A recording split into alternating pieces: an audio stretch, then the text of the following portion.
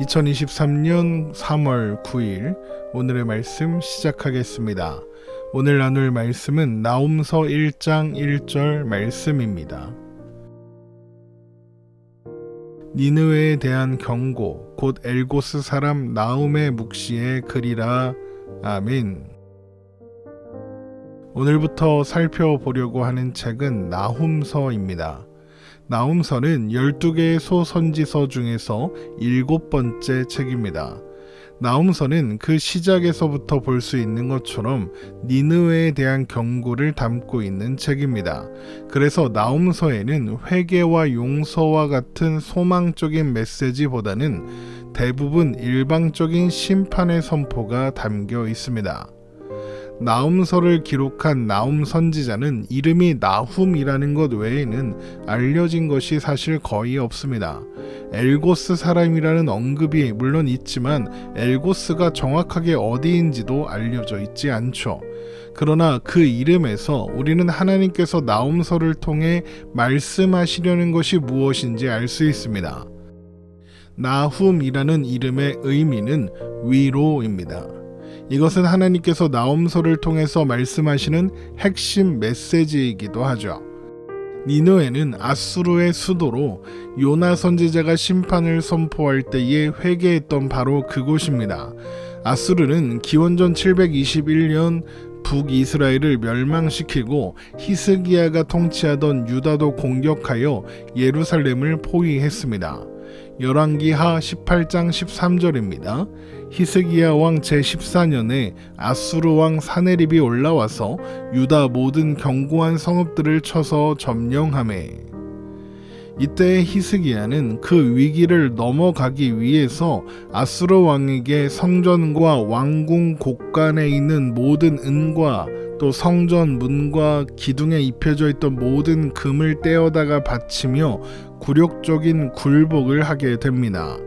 열왕기하 18장 14절에서 16절 말씀입니다.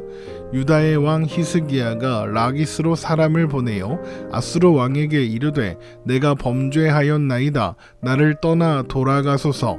왕이 내게 지으시는 것을 내가 당하리이다 하였더니 아수르 왕이 곧 은 300달란트와 금 30달란트를 정하여 유다 왕 히스기야에게 내게 한지라. 히스기야가 이에 여호와의 성전과 왕궁 곳간에 있는 은을 다 주었고, 또 그때 유다 왕 히스기야가 여호와의 성전 문의 금과 자기가 모든 기둥에 입힌 금을 벗겨 모두 아수르 왕에게 주었더라. 그러나 아수르 왕 사네립은 히스기야를 조롱하고 모욕했을 뿐만 아니라 하나님을 조롱합니다. 이때에 하나님은 이사야 선지자를 통하여 보호와 안전을 약속하시고 하나님의 사자를 아수르 진영에 보내사 군사 18만 5천 명을 죽게 하십니다. 그 결과로 전쟁은 끝났고 사네립은 아수르로 돌아가야 했으며 얼마 뒤 그는 아들들의 손에 죽게 됩니다.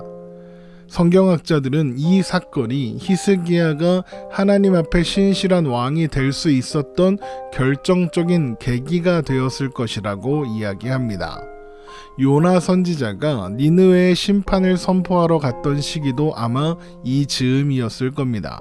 그때 니느웨는 요나 선지자의 선포를 듣고 회개함으로 심판의 위기를 넘길 수 있었습니다. 그러나 아수르는 다시 남유다에 대한 영향력을 행사하기 시작합니다. 그 결과 남유다의 왕들은 바알과 아세라를 중심으로 한 아수르의 종교를 받아들이고 속국임을 자처하게 됩니다. 그런 상황 속에서 남유다의 왕위에 오른 사람이 바로 요시야입니다.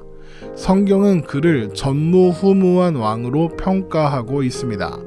열왕기하 23장 25절 말씀입니다.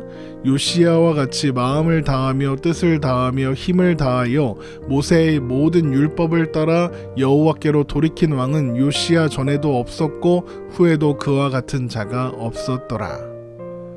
그러나 요시야도 여전히 강대국이었던 아수르와 신흥국인 바벨론, 그리고 오래된 제국인 애굽에 둘러싸여 힘겨운 외교 정책을 펼쳐야 했습니다. 그런데 바로 그런 시기에 하나님께서 나홈 선지자를 통하여 니느웨를 심판하겠다 선포하시는 겁니다.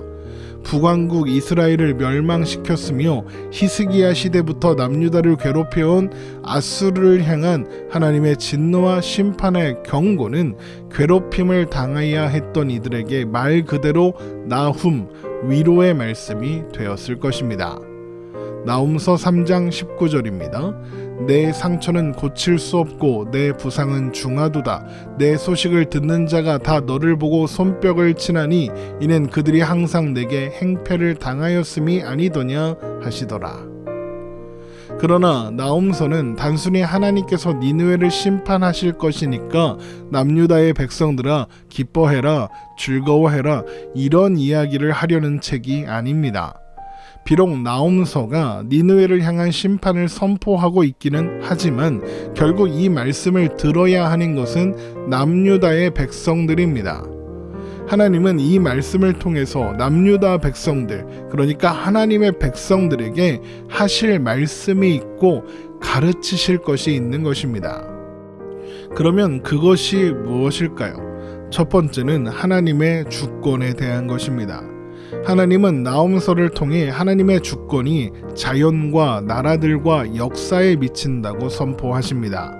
나홈서 1장 4절에서 6절 말씀입니다. 그는 바다를 꾸짖어 그것을 말리시며 모든 강을 말리시나니 바산과 갈멜이 쇠하며 레바논의 꽃이 시드는도다. 그로 말미암아 산들이 진동하며 작은 산들이 녹고 그 앞에서는 땅 곧 세계와 그 가운데에 있는 모든 것들이 솟아오르는도다. 누가 능히 그의 분노 앞에 서며 누가 능히 그의 진노를 감당하랴. 그의 진노가 불처럼 쏟아지니 그로 말미암아 바위들이 깨지는도다.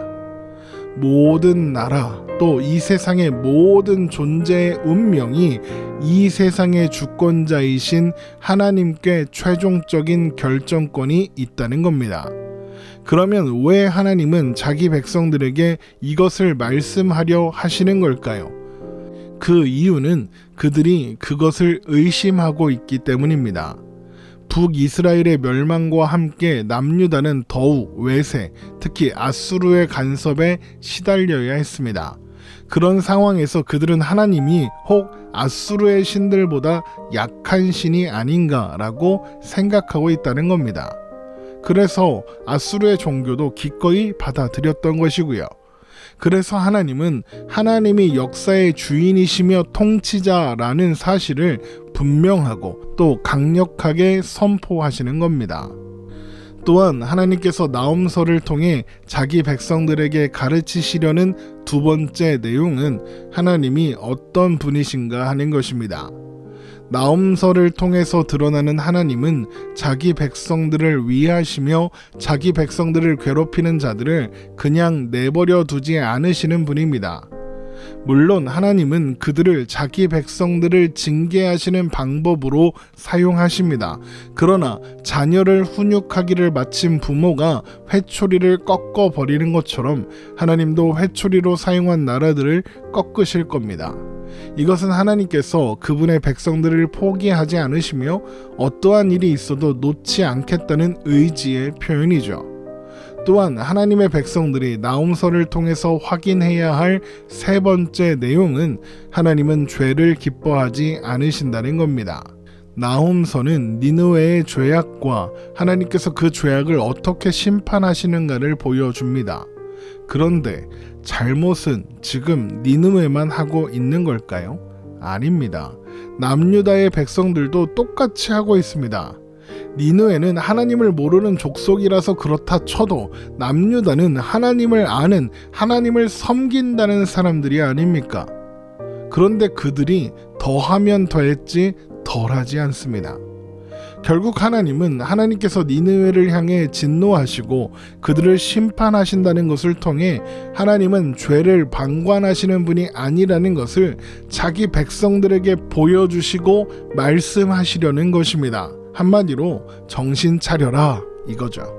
그리고 하나님께서 나홈서를 통해 가르치시는 네 번째 내용도 있습니다. 그것은 그럼에도 불구하고 하나님의 백성들에게는 소망이 있다는 겁니다. 나훔이라는 말이 무슨 뜻이라고 했습니까? 위로라고 했습니다. 그러니까 나훔서의 목적 자체가 하나님의 백성들을 위로하는 것에 있다는 것입니다. 하나님의 백성들이 이방인들에게 짓밟히고 압제를 당하는 일이 있더라도 그것은 하나님께서 그들을 버리셨다는 의미는 아니라는 것이죠. 하나님은 자기 백성들을 향하여 진노하시고 그래서 고난을 만나게 하실 때가 있습니다. 그러나 그것은 하나님께서 그들을 버리셨기 때문이 아니라 오히려 사랑하시기 때문입니다. 우리가 소선지서들을 살펴보면서 내내 확인하는 내용이 바로 그것 아닙니까?